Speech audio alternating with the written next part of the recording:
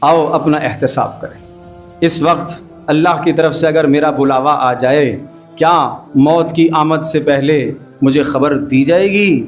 کیا مجھے اطلاع ہوگی کہ فلاں دن آپ کا خاتمہ ہونے والا ہے؟ اس سے پہلے پہلے آپ توبہ کر لو۔ موت تو ناگہانی ہے، وہ تو اچانک آتی ہے۔ وہ تو انسان صبح اپنے گھر سے تمام عزم اور ارادے کر کے نکلا کہ شام کو میں آ کر یہ کروں گا، مگر آپ کا میرا مشاہدہ ہے شام کو میت اس کی گھر میں آتی ہے، وہ زندہ نہیں پہنچ پاتا۔